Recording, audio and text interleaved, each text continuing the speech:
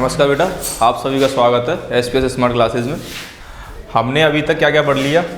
हमने कल वाले लेक्चर में ये पढ़ लिया था कि डबल डिस्प्लेसमेंट रिएक्शन क्या होती है। एक मैं यहाँ से थोड़ी सी इन्फॉर्मेशन देख लो और ये ध्यान रखना कि जो भी डिस्प्लेसमेंट रिएक्शन होती हैं ये बड़ी इंपॉर्टेंट है। डिस्प्लेसमेंट रिएक्शन जो होती हैं जनरली वो एक्जोथर्मिक होती है। इनको हम एक्जोथर्मिक मानकर चलते हैं कि जो डिस्प्लेसमेंट रिएक्शन होगी वो एक्जोथर्मिक रिएक्शन होगी। ये इंपॉर्टेंट पॉइंट है। इसका मतलब कल जो हमने ये पढ़ा था Fe + CuSO4 FeSO4 + Cu और प्लस एनर्जी हम ये लिख सकते हैं, इसमें कोई दो राय नहीं।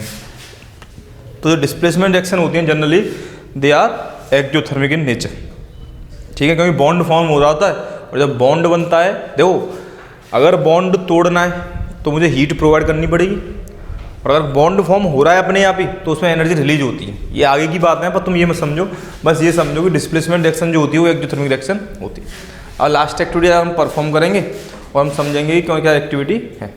मैंने क्या किया, कॉपर लिया, ठीक है, कॉपर मतलब तांबा, कॉपर का पाउडर लिया और मैंने उसमें हीट पास कराई। मैंने उसमें क्या दी, हीट दी या जलाया, उसमें मतलब ऑक्सीजन गैस पास कराई। तो मैं क्या देखता हूँ, उस कॉपर का जो तांबा था उसकी सरफेस पर धीरे धीरे एक काली कलर की लेयर चढ़ना शुरू हो जाती है। कैसी कलर की लेयर शुरू हो जाती है? काली कलर की। मतलब जैसे ही मैंने कॉपर से क्या किया, कॉपर मैंने क्या पास कराया, ऑक्सीजन गैस पास कराई, तो क्या बना, एक कॉपर ऑक्साइड बना जो कैसा था, ब्लैक कलर का था, ठीक है। वो किसका था, ब्लैक कलर का था। अगर बैलेंस करेंगे तो यहाँ पे 2 लगा दो और यहाँ पे 2 लगा दो, बैलेंस हो गया। फिर मैंने क्या किया कि जो प्रोडक्ट बना या जो कॉपर ऑक्साइड था, मैंने इससे हाइड्रोजन को पास कराया। किससे पास कराया, हाइड्रोजन को। तो मुझे फिर से वही मेटल मिल गया, फिर से मुझे कॉपर मिल गया। मैंने ये एक्टिविटी की, ठीक है। मैंने फिर से ये एक्टिविटी क्या किया, मैंने पहले मैंने कॉपर को बर्न किया, तो मैंने ये देखा कि कॉपर पे एक ब्लैक कलर की लेयर चढ़ने लग गई। वो किसकी थी, कॉपर ऑक्साइड की थी। फिर जो कॉपर ऑक्साइड बनी, मैंने उससे हाइड्रोजन गैस पास की और मुझे ये चीज़ें मिल गई। बस मुझे ये देखना है, ये टर्मिनोलॉजी है तो रिएक्शन ही। इसमें क्या हो रहा था, कॉपर में ऑक्सीजन जुड़ रही थी, ठीक है। कॉपर में क्या हो रहा है, ऑक्सीजन जुड़ रही है, तो हम इसे बोलेंगे ऑक्सीडेशन या ऑक्सीडाइज्ड, ठीक है। दिस रिएक्शन को हम क्या बोलेंगे, ऑक्सीडेशन रिएक्शन बोलेंगे। अब यहाँ पे देखो, यहाँ पे क्या हो रहा है, कॉपर से ऑक्सीजन हट रही है, कॉपर से ऑक्सीजन हट रही है, तो कॉपर का क्या हो रहा है, रिडक्शन, कॉपर रिड्यूस्ड हो रहा है। Copper oxide is reduced to copper. लेकिन वहीं एक चीज़ देखो, हाइड्रोजन में ऑक्सीजन जुड़ रही है, तो इसका क्या हो रहा है, ऑक्सीडेशन हो रहा है। मतलब अब यहाँ से मैं क्या चीज़, हम क्या सीख रहे हैं, इसका मतलब ये सीख रहे हैं इस रिएक्शन में कि ऑक्सीजन जुड़ रही है या ऑक्सीजन हट रही है या अब अच्छा, इसी में हम एक और चीज़ कॉन्सेप्ट लेके आएंगे वहीं के, हाइड्रोजन का जुड़ना और हाइड्रोजन का निकलना। यहीं पे यही कॉन्सेप्ट आता है कि आप हाइड्रोजन को भी क्या कर सकते हैं, ऐड या वो कर सकते हैं सब्ट्रैक्ट। तो मतलब जो मुझे पढ़ना है वो मुझे क्या पढ़ना है, ऑक्सीडेशन के बारे में और रिडक्शन के बारे में मुझे ये पढ़ना है, ठीक है। एक्टिविटी समझ में आ गई। ऐसी हमने, अब ध्यान करो, एक्सरसाइज क्या 1.1 में एक्टिविटी जो की थी, मैग्नीशियम को जलाया था,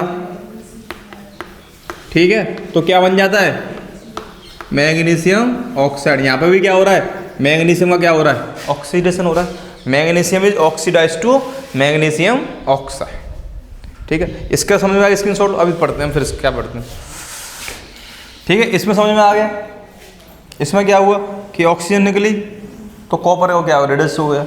हाइड्रोजन में क्या हो रही, ऑक्सीजन जुड़ी तो हाइड्रोजन का गया, ऑक्सीडेशन हो गया, ठीक है। ये समझ में आ गया। अब देखो इफ substance get ऑक्सीजन, और या तो कोई सब्सटेंस ऑक्सीजन को गेन करे या फिर रिमूव हाइड्रोजन, यहीं से चीज़ समझना, रिमूव हाइड्रोजन या फिर हाइड्रोजन को निकाले, तो हम उस सब्सटेंस को क्या बोलेंगे, वो ऑक्सीडाइज्ड हो गया। Then this substance oxidized,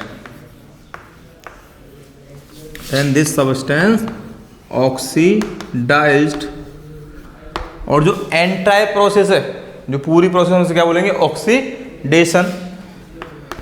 and entire process is called oxidation. मतलब किसी सबस्टेंस में ऑक्सीजन का जुड़ना या किसी सबस्टेंस में से हाइड्रोजन का निकलना, वो सबस्टेंस को हम क्या बोलेंगे, ऑक्सीडाइज्ड होता है, और उस पूरी प्रोसेस क्या बोलेंगे, ऑक्सीडेशन हो रहा।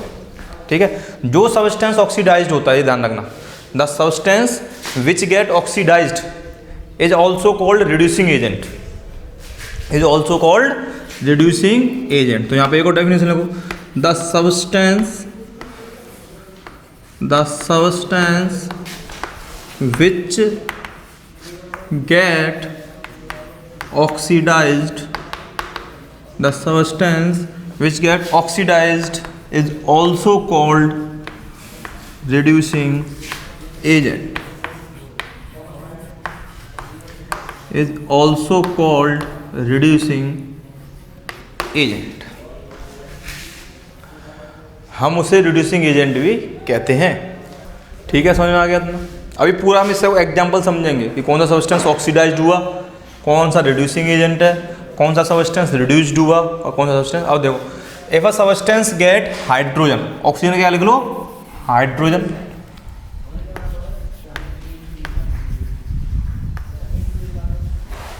और रिमूव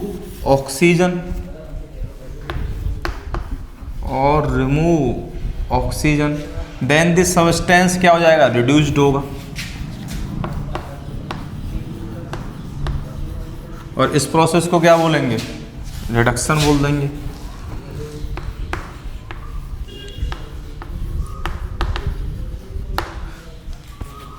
अब ये क्या हो रहा है, सब्सटेंस रिड्यूस्ड हो रहा है,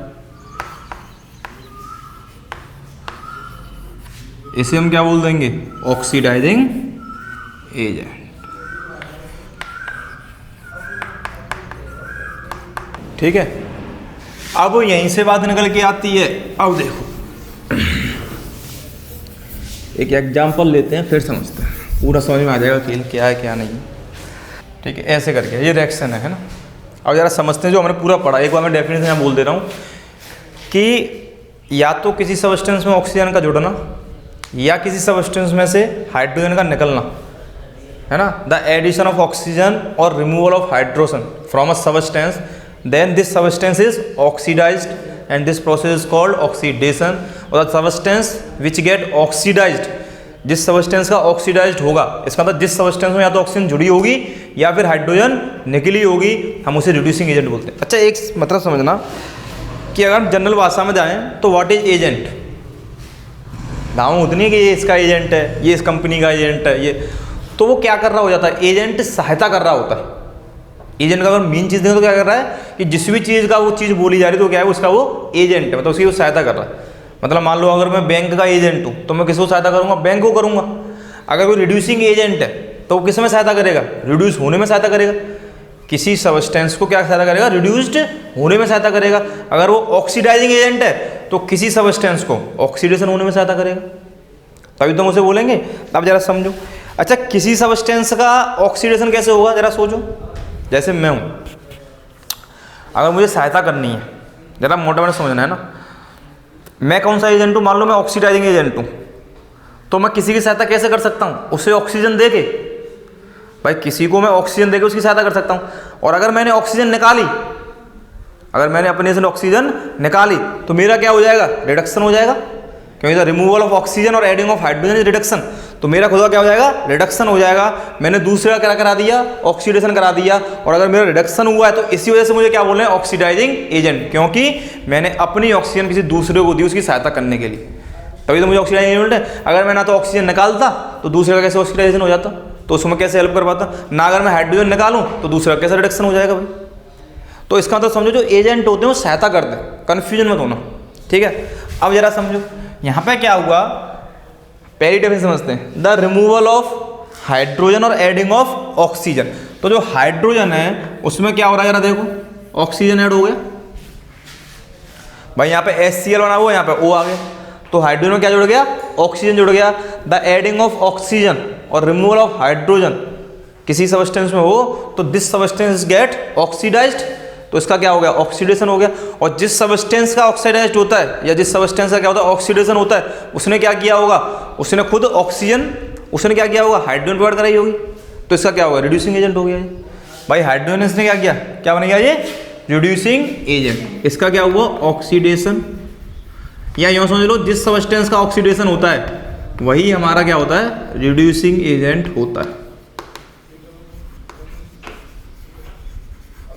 वही हमारा क्या होता है, रिड्यूसिंग एजेंट। तो here is HCl oxidize to H2O and HCl is reducing agent. तो ध्यान रखना ये HCl है ना, ये H2O के बारे में नहीं बोलेंगे हम इस सबस्टेंस के बारे में बोलेंगे। अब इधर देखो MnO2 से क्या बन गया, MnCl2, मतलब रिमूवल ऑफ ऑक्सीजन, तो मतलब क्या हो गया, रिडक्शन हो गया। किसका रिडक्शन हुआ है भाई, कौन सा रिड्यूस्ड हुआ है, manganese oxide reduced to manganese chloride. भाई MnO2 किस में रिड्यूस्ड हो गया, MnCl2 में रिड्यूस्ड हो गया, और जिसका रिडक्शन होता है मतलब उसका मतलब क्या है, ऑक्सीडाइजिंग। और यहां से समझो अगर ये ऑक्सीजन नहीं देता तो क्या इसका ऑक्सीडेशन हो जाता, इसने ऑक्सीजन दी इस वजह से ये क्या है, ऑक्सीडाइजिंग एजेंट है, और इसने ऑक्सीजन दी इस वजह से इसका क्या है, ये खुद से कैसा हो गया, रिड्यूस्ड हो गया। ठीक है, ऑक्सीडेशन कराने में सहायक है लेकिन खुद को क्या कर लिया, रिड्यूस्ड कर लिया, दैट्स व्हाई। तो हम यहाँ पे बोलेंगे स्टेट विच सबस्टेंस ऑक्सीडाइज्ड, कौन सा सबस्टेंस ऑक्सीडाइज्ड हुआ है, HCl oxidized into H2। State which substance reduced, MnO2 reduced to MnCl2। Which is oxidising agent, जिसका रिडक्शन हुआ है, MnO2 is a oxidizing agent. Which is reducing agent, HCl। मतलब यहाँ से एक मोटी मोटी बात समझो, जिस सबस्टेंस का ऑक्सीडेशन होगा वही हमारा रिड्यूसिंग एजेंट है, जिस सबस्टेंस का रिडक्शन होगा वही हमारा ऑक्सीडाइजिंग एजेंट। रिडक्शन किसके कहते हैं, कि उसमें से ऑक्सीजन निकल जाए या फिर हाइड्रोजन जुड़ जाए, ठीक है, उसे हम रिडक्शन बोलेंगे। ऑक्सीडेशन हम किसे बोलेंगे, ऑक्सीजन जुड़ जाए या फिर हाइड्रोजन निकल जाए, हम उसे बोलते हैं। अब देखो इसमें क्या हो रहा है, इन रिएक्शन में हमने क्या देखा कि एक सबस्टेंस तो क्या हुआ, ऑक्सीडाइज्ड हुआ, एक सबस्टेंस क्या हुआ, रिड्यूस्ड हुआ। तो ऐसी रिएक्शंस को हम बोलते हैं रिडॉक्स रिएक्शन। ठीक है, ऐसी रिएक्शन क्या बोलते हैं, रिडक्शन या ऑक्सीडेशन या फिर रिडॉक्स रिएक्शन। तो ये एग्जांपल को फिर डेफिनेशन लिखते हैं, ठीक है, स्क्रीनशॉट ले लेना। अब देखो क्या लिखेंगे, when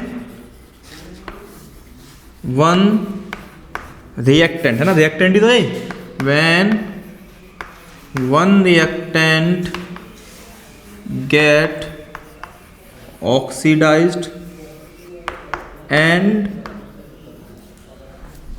other reactant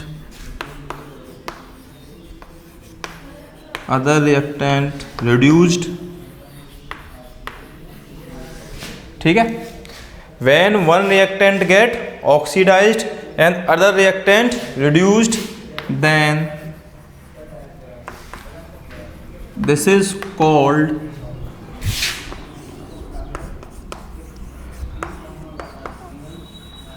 oxidation reduction reaction, oxidation reduction reactions, या फिर हम इन्हें बोलते हैं रिडॉक्स रिएक्शन।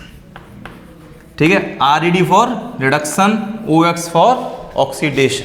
सब की चीज़ समझ में आ गई है ना, ठीक है। इस पर एक और क्वेश्चन है वो करते हैं, पहले समझते हैं जरा। चलो देखो, है ना, हम अपने आप पता लगाते हैं क्या हुआ। PbO, यहाँ पे क्या रह गया, Pb, मतलब ऑक्सीजन निकल गया, और ऑक्सीजन निकल गया तो इसका मतलब क्या हो गया, ये रिड्यूस्ड हो गया, मतलब इसका क्या हो गया, रिडक्शन हो गया। जिसका रिडक्शन होता है वही क्या होता है हमारा, ऑक्सीडाइजिंग एजेंट होता है, वही हमारा क्या होता है, ऑक्सीडाइजिंग एजेंट कहते हैं हम उसे। कौन सा सब्सटेंस रिड्यूस हुआ है पूछा जाए, lead oxide reduce to lead. किस सब्सटेंस का ऑक्सीडेशन हुआ है, कार्बन का, carbon gate oxidised to CO2, तो इसका क्या हो गया, ऑक्सीडेशन। और जिसका ऑक्सीडेशन होता है उसे क्या बोलते हैं, रिड्यूसिंग एजेंट। आगे बात समझ में। तो हम इस तरीके से, अब इसका जो ऑप्शन दे रखे हैं वो क्या दे रखे हैं, लेड इज गेटिंग रिड्यूस्ड, हाँ सही बात है। फिर उसने बोला है carbon dioxide getting oxidised, carbon getting oxidised और carbon dioxide getting oxidised. Carbon is getting oxidised to CO2, not carbon dioxide is getting oxidised, यही समझने की चीज है। Carbon is oxidised to CO2, not carbon dioxide CO2, तो दूसरा option गलत हो गया। तीसरा ऑप्शन ने बोला carbon is getting oxidized, yes carbon is getting oxidized, lead oxide is reduced, ये भी सही है। फिर उसने पूछा lead oxide is getting reduced, पहले ऑप्शन उसने क्या बोला है, उसने पहला ऑप्शन बोला लेड इज गेटिंग रिड्यूस्ड, तो गलत है, लेड रिड्यूस नहीं हो रहा, क्या रिड्यूस हो रहा है, लेड ऑक्सीडाइज रिड्यूस्ड हो रही है, ठीक है। पहला ऑप्शन क्या है इस क्वेश्चन का, पहला ऑप्शन ये lead is getting reduced, lead is getting reduced, पहला ऑप्शन ये। दूसरा ऑप्शन क्या है, कार्बन डाइऑक्साइड इज ऑक्सीडाइज्ड, ठीक है। तीसरा ऑप्शन क्या है कि कार्बन इज ऑक्सीडाइज्ड, और चौथा ऑप्शन क्या है, lead oxide is reduced, lead oxide is reduced. तो समझो भाई, लेड ऑक्साइड रिड्यूस हुई है, सही है। कार्बन ऑक्सीडाइज्ड हुआ है, सही है। ना तो कार्बन डाइऑक्साइड ऑक्सीडाइज्ड हुई और ना ही लेड इज भाई, lead oxide is reduced to lead, carbon is oxidised to CO2 हो गया, ठीक है। समझ में आ गया क्वेश्चन, वो क्वेश्चन नंबर नहीं, एक और रिएक्शन देखो, ZNO + C जिंक, अब कोई जरूरत नहीं है भाई, ये क्या हो गया, रिड्यूस्ड हो गया क्योंकि ऑक्सीजन निकल गया, ये क्या हो गया, ऑक्सीडाइज्ड हो गया। तो बस ZNO is reduced to Zn, इस वजह से इसका क्या हो गया, रिडक्शन हो गया। इस प्रोसेस को क्या बोलेंगे, रिडक्शन बोलेंगे। Carbon is oxidised to CO, तो इस पूरी प्रोसेस को क्या बोलेंगे, ऑक्सीडेशन बोलेंगे, ठीक है। अगर मैं यहाँ से पूछता हूँ नेम ऑक्सीडाइजिंग एजेंट, क्या होगा, ZNO, ZNO is oxidising agent. Name reducing agent, carbon is reducing agent. बात समझ में आ गई। Name the substance which is oxidised, तो carbon is oxidised. Name the substance which is reduced, तो ZNO इज रिड्यूस्ड, ठीक है। ऐसे कर लेंगे आराम से, ठीक है। अब आगे समझो, तो मतलब आज हमारी सारी की सारी रिएक्शन पूरी हो गई जितनी हमें पढ़नी थी। तो उसमें क्या हुआ था, जब मैंने मैग्नीशियम का ऑक्सीजन से रिएक्शन कराया था, तो उसमें मैग्नीशियम का क्या हुआ था, ऑक्सीडाइज्ड हुआ था, मैग्नीशियम ऑक्सीडाइज्ड टू MgO। देखो मैं जो पढ़ा रहा हूँ इसमें ज़रा समझना है ना, ये जो टॉपिक है आपके चैप्टर में बहुत छोटा टॉपिक है और चैप्टर 3 में बहुत बड़ा टॉपिक है। तो हम इसे पूरे बृहत स्तर से, मतलब पूरे एक्सपेंस से पढ़ेंगे, चैप्टर 3 में अच्छी तरीके से पढ़ेंगे। वहाँ पे एक एक्टिविटी भी है इसके ऊपर, बड़ी अच्छी एक्टिविटी है, वो हम समझेंगे कि कील को अगर हम केवल पानी में डाल दें और हवा ना लगने दें, कील को हम हवा लगने दें, पानी में ना डालें, और कील को हम दोनों में डाल दें, तो तब कील पे क्या क्या फ़र्क पड़ता है, वो इस तरीके की एक्टिविटी है। वो चैप्टर 3 में हम जब उसे पढ़ेंगे उस पर क्वेश्चन भी आता है चैप्टर 3 में, तब तुम्हें समझ में आएगा कि अगर आयरन को जंग लगनी है तो पानी और हवा दोनों का होना जरूरी है। लेकिन यहाँ पर जिस चीज़ के लिए दे रखा है बस हमें वो समझना है। देखो तुमने देखा होगा शुरू में तुम लोहे की कोई भी चीज़ लेके आओ, अगर वो नया बना हुआ है तो वो देखना वो चमकता है। कभी देखना लोहे की कील लेके आओ, वो नई बनी हुई है, नई बनी इन द सेंस कैसे कि वो जहाँ से लेके आओ रखी हुई नहीं है वहाँ पर। जैसे आज कल बनी है तो कल अगर तुम अगले दिन लेके आओ तो वो चमकेगा खूब आराम से, क्योंकि अगर तुम 9th में पढ़ा होगा मेटल हैज़ शाइनिंग सरफेस, ये बोलते हैं कि जो मेटल की प्रॉपर्टी होती है, मेटल क्या होती है, चमकता है। तो ये ऑब्वियसली बात है कि लोहा भी चमक रहा हो। लेकिन होता क्या है कि तुमने देखा होगा हमारे कूलर देखो घर में, लोहे के कूलर होते हैं या लोहे का कोई सा भी सामान देखो, उस पर हमें जंग लगती हुई दिखती है। जंग कैसी होती है, मतलब उसे वो क्या कर रही होती है, उसे डैमेज कर रही होती है, मतलब उसे खतरा पहुंचा रही होती है लोहे को। कैसे होती है ये ज़रा सोचो। हमारे घर में कहा जाता है कि भाई लोहे पानी में मत रख दियो, या लोहे पे हवा मत डालनी, पानी और हवा दोनों। इस तरीके से उस पर क्या हो जाता है, लोहे पर जंग लग जाती है। मतलब अगर हम आयरन को when we exposed iron to water और air, water and air, then it gets corrode, उस पर क्या हो जाता है, वो कोरोड हो जाता है, और कोरोड होने के बाद उस पर क्या लग जाती है, इस पूरे प्रोसेस को हम क्या बोलते हैं, कोरोड। अच्छा, ये ऐसा नहीं है कि आयरन पे ही होता हो, जरा समझना। इन केस ऑफ आयरन, अगर ये आयरन पे हो रहा है तो हम उसे रस्टिंग बोल देते हैं। In case of iron this is known as rusting of iron. इसका मतलब क्या है कि कोरोजन हर मेटल का होता है, कोरोजन हर मेटल का होता है, और आयरन के केस में हम उसे रस्टिंग कह देते हैं। यहाँ से एक चीज़ समझ में क्या आई कि कोरोजन हर मेटल का होता है, और आयरन के केस में उसे क्या बोल देते हैं, रस्टिंग बोल देते हैं। ठीक है, तो अभी हमें जो यहाँ पर पढ़ना है, मोटा मोटा बस हमें ये पढ़ना है। अभी प्रिवेंशन हम कुछ नहीं पढ़ेंगे, प्रिवेंशन ऑफ कोरोजन वो चैप्टर 3 में पढ़ेंगे कि पेंट कर दो, कि गैल्वेनाइजिंग की प्रोसेस, वो अलग पढ़ेंगे हम आराम से, इसलिए घबराना मत। कुछ स्कूलों में चैप्टर 1 में करा दिया जाता है, लेकिन वो चैप्टर 3 में से अच्छे से कराऊंगा। वहाँ पर केमिकल फॉर्मूला भी बताऊँगा, केमिकल होने तो यहाँ पर भी बताऊँगा, लेकिन समझो। तो अब जो मुझे पढ़ना है, मुझे ये समझ आएगा कि हम किससे कहते हैं कि मेटल का मतलब कुछ कभी कभी ये अच्छी भी होती है, कभी कभी क्या होता है, जैसे मान के चलो मेटल का ऑक्सीडेशन हुआ तो खुद ही ये सबस्टेंस पे क्या करती है, एक मोटी लेयर बना लेती है। भाई मान लो पहले सबस्टेंस था, मान लो कोई मेटल था, ये क्या हो रहा है, इसका ऑक्सीडेशन होना शुरू हुआ, तो इस पर खुद ही अपने आप एक लेयर बन जाती है मोटी। उसी सबस्टेंस की ऑक्सीडेशन वो क्या बन जाती है, एक मोटी लेयर बन जाती है। अब मान लो इस पर मोटी लेयर बन गई, तो जो सबस्टेंस अंदर का है, अब क्या वो ऑक्सीडेशन हो पाएगा, नहीं हो पाएगा। तो कभी कभी जो ये कोरोजन की प्रोसेस है हेल्पफुल भी होती है, उनको फर्दर क्या कहते हैं, फर्दर कोरोजन होने से बचाती है। अगर कोई मेटल है उस पर MgO की लेयर चढ़ गई तो अब क्या होगा, उसका फर्दर कोरोजन नहीं होगा। तो कभी कभी फायदे में, लेकिन आयरन के केस में बहुत नुकसान होता है। ब्रिज देखे होंगे, खूब सड़ा हुआ, मतलब सड़ा क्यों बोलेंगे, गला हुआ वो देखा होगा, लोहा देखा होगा, कबाड़ों की दुकान पे जाओ बिल्कुल जर्जर हो जाता है। तो इसी वजह से यहाँ पे हम बहुत नुकसान आते हैं लोहे की वजह से। तो लोहे के केस में से क्या बोलते हैं, रस्टिंग, और चैप्टर उन्होंने केवल इसी के लिए दे रखा। ठीक है, अब देखो कोरोजन। तो एक चीज़ समझो कि अगर हमारा मेटल राजा है तो इस पर आक्रमण सा हो गया ना, भाई हवा ने आक्रमण कर दिया, पानी ने आक्रमण कर दिया, ऐसे तो बोलेंगे। तो अब क्या लिखोगे, देखो when an element, when a metal is attacked by elements in surrounding,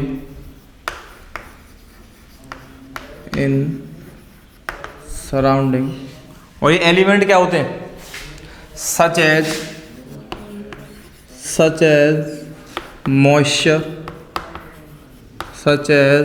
moisture, air, water etcetera. ठीक है, जब किसी मेटल पे हवा के द्वारा, पानी के द्वारा या नमी के द्वारा क्या किया जाता है, आक्रमण किया जाता है। ठीक है, क्या कर रहे हैं हम इस पर, आक्रमण। चलो आज कम से कम राजाओं की परंपरा ही नकद पढ़ने में। When a metal is attacked by elements in surroundings such as moisture, air, water, then जो मेटल है ना, then it gets corroded, उसका क्या हो जाता है, corroded हो जाता है, मतलब उस पर क्या लग जाता है, जंग या कुछ भी लग जाता है। This process is called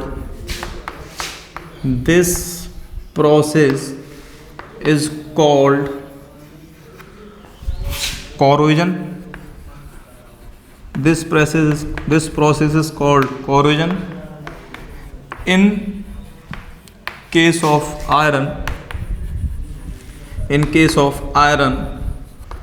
this is called rusting of iron. This is called rusting of iron, which is of red colour. जो रस्टिंग ऑफ आयरन होती है वो किस कलर की होती है, रेड कलर की होती है। और अगर यहाँ पे चलो अभी एक चीज टेबल बनाऊंगा उसमें तो समझ में आ जाएगा। ये कर, यहाँ पे एलिमेंट के सबस्टेंस लिख लो, इसे तो सबस्टेंस, मैंने metal is attacked bye substance around it, जो इसके चारों होते हैं ना, अराउंड नहीं, अराउंड इट। अब सही है, सच एज मॉइस्चर, एयर। ठीक है, अच्छा मॉइस्चर भी क्या होता है वैसे, एयर और वाटर भी होता है ना। एसिड भी लिख सकते हो यहाँ पर तुम एग्जाम्पल के लिए, कि एसिड भी क्या करता है, कोरोड होने में सहायक होता है। तो कोरोजन की डेफिनेशन क्या हुई, व्हेन अ मेटल, मैं यहाँ पे बोल रहा हूँ ना, इसमें गलत हो जाता है, when a metal is attacked by substance around it such as, जो सब्सटेंस होंगे वो क्या क्या होंगे, मॉइस्चर हो सकता है, मॉइस्चर में दोनों मिलता है, एयर और वाटर, सच एज मॉइस्चर, यहाँ पर मॉइस्चर मत लिखो, यहाँ लिखो सच एज एयर और वाटर, एसिड एटसेट्रा। ठीक है, जब इन पे इससे आक्रमण होता है देन दिस गॉट कोरोडेड, वो क्या होता है, कोरोड हो जाता है। This process is called corrosion. Iron के केस में इसे रस्टिंग बोलते हैं। ठीक है, बस अब एक टेबल सी बनवाऊंगा, वो हमेशा लिए ध्यान रखना। चैप्टर 1 के हिसाब से कोरोजन इतना ही है, मैं पहले ही बार बार कह रहा हूँ। चैप्टर 3 में हम और अच्छी तरीके से पढ़ेंगे, प्रिवेंशन मेथड पढ़ेंगे, कोरोजन से कैसे बचा जाता है। तभी तुमने देखा हो तुम्हारे घर पर जो लोहे के गाटर लगे होते हैं उनको पेंट किया जाता है, वो इसी वजह से किया जाता है कि उनकी क्या हो, वो कोरोजन उन पर ना पाओ, मतलब उनकी जंग ना लगे, वो कोरोड ना हो। आओ देखो, हाँ, जो रस्टिंग ऑफ आयरन है ना, समझते हैं, मतलब जब आयरन को जंग लगती है, ठीक है, तो जो उसका केमिकल फॉर्मूला होता है डेट इज Fe2O3.XS2, ये इसका केमिकल फॉर्मूला होता है। हम इसे क्या बोल सकते हैं, रस्टिंग ऑफ आयरन।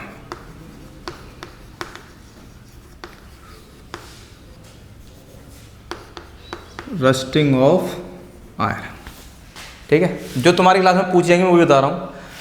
इसका कलर कैसा होता है, रेड सा।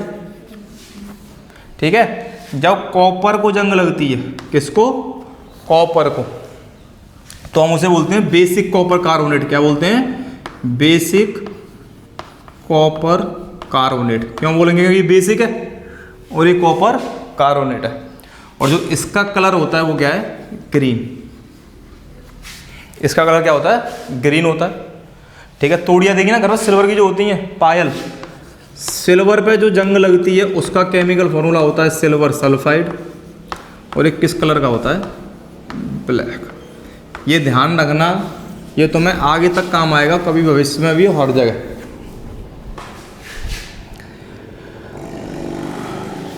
ये हमेशा के लिए ध्यान रखना, मतलब अगर कॉपर के मेटल पर जंग लग रही है तो हरे कलर की होगी, अगर सिल्वर के मेटल पर जंग लग रही है तो काले कलर की होगी, और अगर आयरन पे लग रही है तो वो रेड कलर की होगी। ठीक है, इनकी केमिकल रिएक्शंस भी हैं, कोई बात नहीं, वो हम आगे आगे पढ़ेंगे। कि जैसे इसकी मैं बताता हूँ, जैसे सिल्वर है, यूँ बोलते हैं कि जब silver react with hydrogen sulphide, भाई कहाँ पर प्रेजेंट होती है, एनवायरनमेंट में प्रेजेंट होती है, तो इट फॉर्म्स सिल्वर सल्फाइड। तो ये सिल्वर सल्फाइड जो होती है वो किस कलर की होती है, ब्लैक कलर की होती है। मतलब इसे ध्यान रखना, ये बहुत इंपॉर्टेंट है, बार बार कह रहा हूँ। अगर किसी ने बोला, ऐसे बोल दिया, मान लो कि एक मेटल था, वो हमने एक्सपोज मतलब छोड़ दिया बाहर सराउंडिंग में, और उस पर ग्रीन कलर की कोटिंग हो गई, तो समझ जाना है कि जो कोटिंग हुई है और ग्रीन कलर की है, तो क्या कोटिंग है, कॉपर कार्बोनेट, मतलब बेसिक कॉपर कार्बोनेट की है। रस्टिंग ऑफ आयरन क्या होगी, Fe2O3.XS2 होगा। और ये क्या बन गया हमारा, सिल्वर सल्फाइड क्या होती है, ब्लैक कलर की। तो मुझे ये भी बता दिया, जो ब्लैक कलर आता है सिल्वर में, वो किसकी वजह से आता है, due to formation of silver sulphide. जो कॉपर पर ग्रीन कलर आता है वो किसकी वजह से आता है, बेसिक कॉपर कार्बोनेट। जो आयरन पर लाल कलर आता है जंग लगने के बाद, वो किसकी वजह से आता है, due to formation of Fe2O3.XS2। इसे हम क्या बोलेंगे, फेरिक ऑक्साइड। और ऐसे जनरल नेम में बोल देते हैं इसे हाइड्रेटेड, कोई पानी लगा हुआ है ना, हाइड्रेटेड फेरिक ऑक्साइड। ठीक, अब एक और टॉपिक रह गया है। देखो, मेटल को कुछ हुआ तो हमने उसे क्या बोल दिया, जंग लगना बोल दिया, कोरोजन।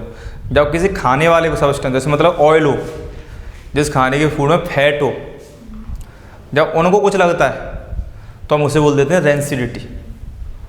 उसे हम क्या बोल देते हैं, रेंसिडिटी। मतलब एक तरीके से समझ लो, मेटल के केस में कोरोजन और खाने पीने के केस में रेंसिडिटी, ये मतलब होता है। तो हेडिंग डालते हैं रेंसिडिटी। ठीक है, अब हमें ये समझ में आ गया कि रेंसिडिटी कैसे कैसे में, खाने पीने के केस में वहाँ पे क्या ऑक्सीडाइज हो रहे थे मेटल, यहाँ पे क्या ऑक्सीडाइज होते थे। वो खाने में हमें दो तरीके ज़्यादा जो चीज़ें होती हैं, कुछ भी खाना देखना है उसमें तेल लगा हुआ मिलेगा। भाई अगर मान लो हमें चिप्स तलने तो तेल में तलेंगे, मतलब ऑयल मतलब क्या है कि उसमें सब आ जाता है, घी भी है, रिफाइंड भी है, जो भी है सब आ जाता है। ऐसे ना सब आपने तेल की कह दी, घी में ना हो, है ना, उसमें हर चीज़ आती है। केमिकल में एक कॉमन नेम है, फैट आ जाता है, तो फैट में बहुत सारे केमिकल कंपाउंड्स होते हैं। तो हम क्या बोलेंगे, व्हेन फैट एंड ऑयल, ठीक है, when fat and oil get, when fat and oil get oxidized, समझते चलना। जब फैट और ऑयल ऑक्सीजन के संपर्क में आते हैं या बाहर आते हैं, वो तो ऑक्सीडाइज्ड हो जाते हैं। Then they become rancid, then they become rancid and their smell and taste changes, या there is change in smell and taste, या their smell and taste change। ठीक है, समझ में आ गया कि मतलब जब भी कोई भी चीज़ जिसमें फैट है या ऑयल है, हम उसे, अभी तुमने देखा हो ना, घर पे अगर रोटी भी बाहर रखी होती है तो फफूस सी लगने लग जाती, सड़ने लग जाती। ब्रेड बाहर रखी तो वो क्या है, वो रैंसिड ही है। तभी तुमने देखा होगा जो चिप्स होते हैं, अच्छा एक चीज़ आती है ना, उन पर क्या आती है, एक्सपायरी डेट आती है चिप्स वगैरह कि भाई इससे ज़्यादा अगर ये रखे जाएंगे तो क्या हो जाएंगे, बेकार हो जाएंगे। कभी अगर तुमने घर में भी देखा हो तो यहाँ बोलते हैं कि जिस पैकेट ये हवा निकली उसी में तो लेके आना भाई, मतलब पिछली हुई पैकेट में तो लेके आना, जो बोलते हैं ना जिसमें हवा भर रही वो लेके आना। अभी क्या बोला इन्होंने ये बोला कि अगर कोई भी फैट और ऑयल जिसमें कंटेनर फूड में, वो अगर ऑक्सीजन के संपर्क में आ जाता है तो सड़ जाएगा, उसकी स्मेल और टेस्ट क्या हो जाएंगे, दोनों ही चेंज हो जाए। तो इसका मतलब कुछ ना कुछ तो ऐसा होता होगा, इससे बचने के लिए किया जाएगा। अभी हमने कोरेन से बचने के लिए अगर हमें मोटा मोटा देगा तो हम पेंट कर लेते हैं, तो हम इसके लिए भी करते होंगे। तो हम क्या करते हैं, बी एड सच सब्सटेंस, इन्हें हम क्या बोलेंगे, एंटीऑक्सीडेंट। क्या बोलेंगे, antioxidant. Be add such substance which prevent from oxidation, which prevent such substance which prevent oxidation of oil and fat containing foods, oil and fat containing foods। तो मतलब मुझे ये समझ में आ गया कि अगर किसी सब्सटेंस को रैंसिड होने से बचाना है, किसी फूड को अगर रैंसिड होने से बचाना है, तो मैं उसमें एंटीऑक्सीडेंट ऐड कर दूंगा। अब एंटीऑक्सीडेंट क्या करेगा, उसे वो ऑक्सीडेशन होने से बचा लेगा, क्योंकि खुद एंटीऑक्सीडेंट है, वो बोल ही रहा है। तो अब केमिकल्स ही में तुम बताया था कि हर की अलग प्रॉपर्टी होती है, तो हम ऐसी प्रॉपर्टी या ऐसा वाला केमिकल ढूंढेंगे जिसकी कैसी प्रॉपर्टी हो, वो उसके एटमॉस्फेयर को इनर्ट कर दे। मतलब क्या कहते हैं, ऑक्सीजन से भाई अब तू यहाँ पर नहीं आएगी, ऑक्सीजन को एंट्री दे ही ना, तभी तुम उसे एंटीऑक्सीडेंट बोलेंगे। इसी वजह से अगर तुमने देखा हो तो चिप्स वगैरह के पैकेट होते हैं, उनमें जो गैस भरी जाती है वो नाइट्रोजन की भरी जाती है। चिप्स वगैरह के जो पैकेट होते हैं they are filled with nitrogen. क्यों भरे जाते हैं, to prevent them from rancid.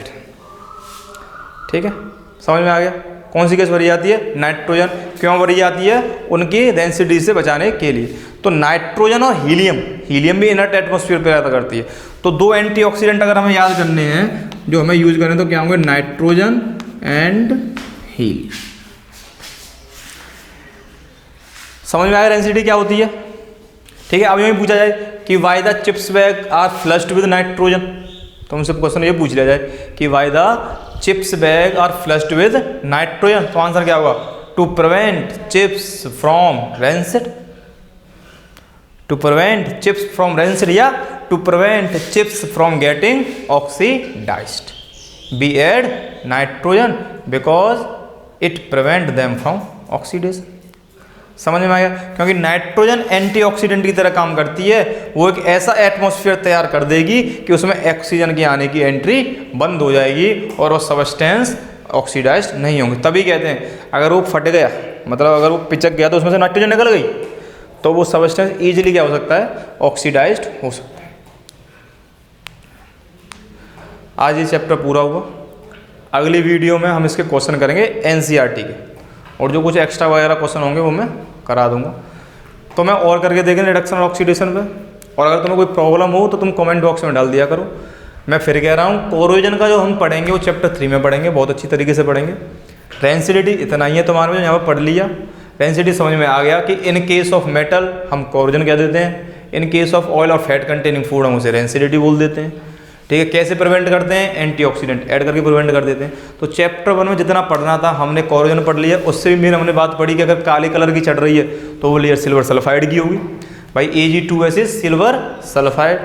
अगर ग्रीन कलर की चढ़ रही है तो that is basic copper carbonate, उसका फॉर्मूला क्या था, CuCO3.CuH का होल ट्वाइस। आयरन का तो बहुत जोरों से पता रहता है, हर बार से पता रहता है, Fe2O3.Xs। अब जो भी नेक्स्ट वीडियो मिलेगी उसमें तुम्हें पूरे टेक्स्ट के क्वेश्चन के आंसर मिलेंगे, जिसमें मैं पहले करवा चुका हूँ 4 पेन जगह, कई क्वेश्चन मैंने डिस्कस करा दिए हैं, फिर भी मैंने एक एक बार सबको कराऊंगा और तुम अपना कर लेना। ठीक है, अपने आराम से पढ़ो।